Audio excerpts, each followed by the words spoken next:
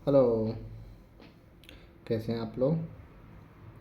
आज हम लोग सीटेट में जो मनोवैज्ञानिकों के बारे में और उसके सिद्धांतों के बारे में पूछा जाता है उसके बारे में कुछ बात करेंगे। एक मनोवैज्ञानिक है जीन पियाजे, जो स्विट्ज़रलैंड के थे। उन्होंने संज्ञानात्मक विकास सिद्धांत संज्ञानात्मक विकास के सिद्धांत दिया था। तो आज हम इसी के बारे में बात करेंगे, जीन पियाजे के संज्ञानात्मक विकास के सिद्धांत के बारे में। ठीक है। जीन पियाजे साहब ने संज्ञानात्मक विकास के 4 चरण बताए हैं, जिसे हम 4 अवस्था कहते हैं। उन्होंने उनके अनुसार जो संज्ञानात्मक विकास का पहला अवस्था है उसका नाम है संवेदी गामक अवस्था। इसमें बच्चे के जन्म से 2 वर्ष की अवस्था को रखते हैं संवेदी गामक अवस्था में। इसमें 2 महत्वपूर्ण बिंदु है। एक कि बच्चा इंद्रियों और हरकतों से सीखता है, और दूसरा चीज़ों को छूना, मुंह में लेना आदि हरकतें करता है इस अवस्था में। जैसे उसे नाक के बारे में कुछ बताना हो, कान के बारे में कुछ बताना हो, आँख के बारे में कुछ बताना हो, तो उस पर हाथ रख के आपको कहना होगा आईज, नोज, ईयर आदि, तो बच्चे उसके माध्यम से कुछ सीखेगा। और दूसरा, उसमें ये हरकतें देखा जाता है कि बच्चे कोई चीज़ हो अपने मुंह में ले लेगा, जैसे कोई खिलौना हो या नहीं तो अंगूठा हो, या मट्टी में ही रहेगा तो मट्टी को मुंह में ले लेगा। ये सब हरकतें बच्चा जन्म से 2 वर्ष तक करता है, और इसे पियाजे साहब ने संवेदी गामक अवस्था कहा है। उनके अनुसार दूसरा अवस्था होता है पूर्व संक्रियात्मक अवस्था।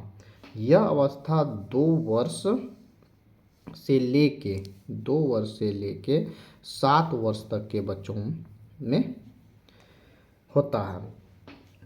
तो पूर्व संज्ञानात्मक अवस्था में 3 महत्वपूर्ण बिंदु हैं। एक, कल्पना शक्ति बढ़ती है। दूसरा, भाषा का विकास होता है। और तीसरा, बच्चा अपनी ही सोच को सही मानता है। तो 2 वर्ष से लेके 7 वर्ष तक के बच्चा जो है उसमें आप देखेंगे कि कल्पना शक्ति का विकास होने लगता है। ठीक है, वो बढ़ने लगता है कल्पना शक्ति, वो कल्पना करने लगता है कि आखिर ये क्या हुआ, क्या ढेर सारा प्रश्न करने लगेगा, सोचने लगेगा।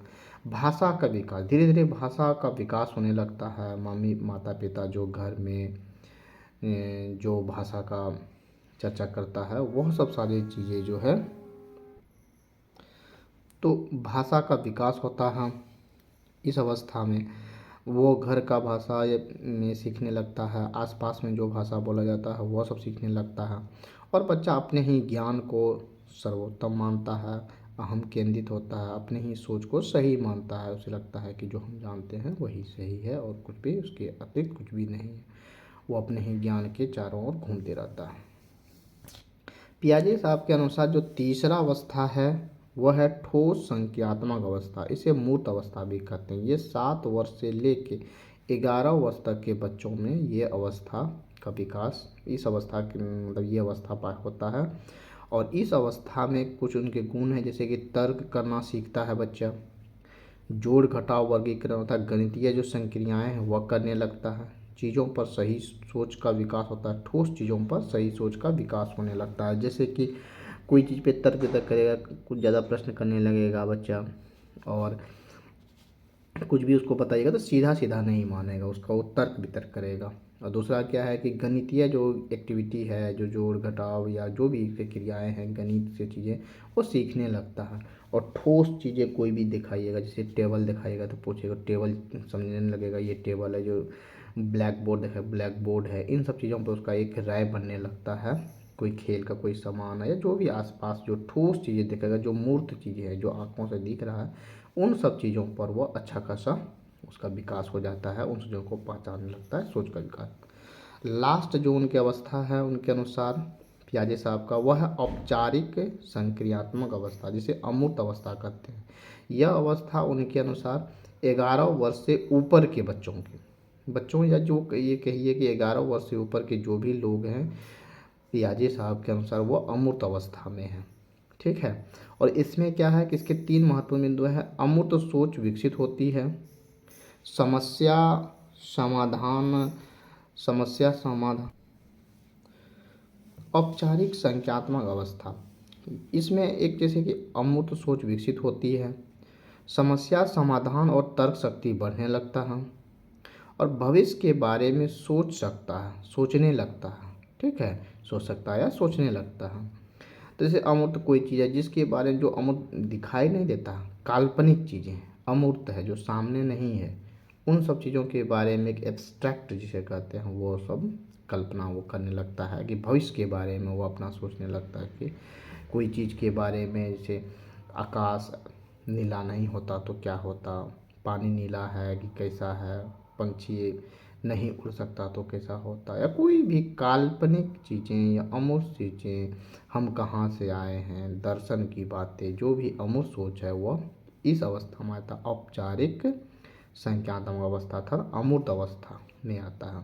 समस्या समाधान और तर्क शक्ति काफ़ी बढ़ जाता है। ठीक है, जिसे एडोलेंस का एज जिसे हम कहते हैं, इसमें समस्या समाधान वो करने लगता है, तर्क शक्ति काफ़ी डिटेल बढ़ जाता है, वो भविष्य के बारे में वो तर्क वितर्क करने लगता है, भविष्य के बारे में सोच सकता है या सोचने लगता है।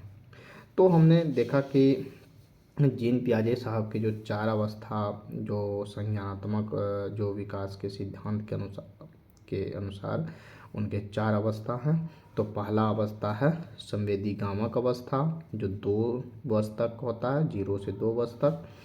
और दूसरा अवस्था है पूर्व संख्यात्मक अवस्था, जो 2 से 7 वर्ष तक के बच्चों में होता है, के लिए होता है। तीसरा अवस्था है ठोस संख्यात्मक अवस्था या मूर्त अवस्था, जो 7 से 11 वर्ष के बच्चों के लिए होता है। और चौथा अवस्था है औपचारिक संख्यात्मक अवस्था या अमूर्त अवस्था, जो 11 वर्ष से ऊपर के बच्चों के लिए होता है। ठीक है, या 11 वर्ष से ऊपर के जो भी लोग हैं वह औपचारिक या संख्यात्मक अवस्था में आ जाता है। तो ये जीन पियाजे के अनुसार, जो स्विट्जरलैंड के मनोवैज्ञानिक थे, इनके अनुसार 4 अवस्था होता है संज्ञानात्मक विकास, मतलब दिमागी डेवलपमेंट के जो 4 अवस्थाएं होती हैं।